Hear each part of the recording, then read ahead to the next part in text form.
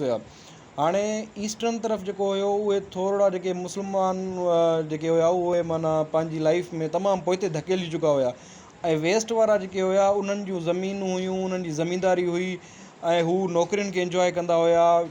जीअं अॼु जो एग्ज़ाम्पल वठूं त जेकॾहिं असां सराइकी सूबे सराइकी बेल्ट ऐं जेको आहे त परियों GT रोड वारो जेको पंजाब जो बेल्ट आहे त उहो वधीक एजुकेटेड आहे as compared to Saraiki belt. त माना उन जे लाइ उन्हनि खे ज़रूरत पए पई। हाणे जेके बि नौकिरियूं अची वेंदियूं त ओड़ी वक़्तु जेके आहिनि उहे वेस्ट बंगाल वारा उन्हनि खे इंजॉय कंदा, छो त ईस्ट बंगाल वारा एतिरा जेके आहिनि उन्हनि जी तालीम जो रेशो उहो तमामु घटि हुयो। तंहिंजे करे पोइ जॾहिं हाणे पार्टीशन थी त ईअं थिए आहे जो हुननि खे अलॻि हक़ मिलंदा, उन्हनि खे अलॻि हक़ मिलंदा।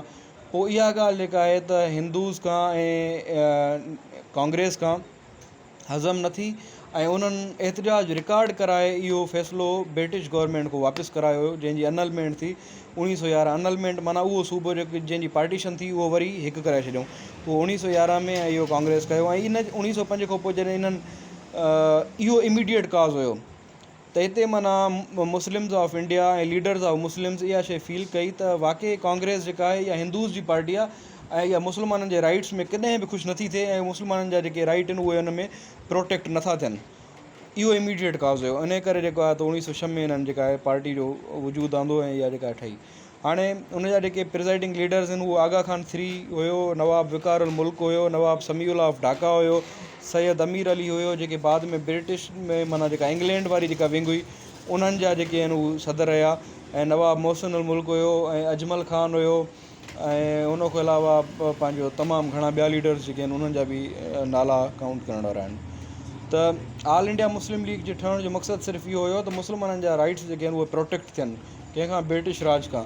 उन खां बाद में इन्हनि जो जेको एंड आहे उहो जीअं मिसाल हाणे 1909 में वरी पोइ हिकिड़ो जेको आहे त मिंटो मोरल रिफॉर्म्स अचनि था। रिफॉर्म्स माना हिकिड़ा कानून कंहिंजे लाइ, सब कॉन्टिनेंट इंडिया जे लाइ कानून जेको आहे 1909 में उन्हनि जी जेका आहे त मुस्लिम लीग जेको आहे पंहिंजा जेके आहिनि उहे उसूल पेश कया ऐं उन खां अलावा पंहिंजूं पॉइंट्स ॾिनियूं ऐं अॻिते हली करे जीअं लखनऊ पैक्ट वग़ैरह उन में असां ॾिसंदासीं त इहे शयूं जेके आहिनि उहे थींदियूं रहियूं आहिनि।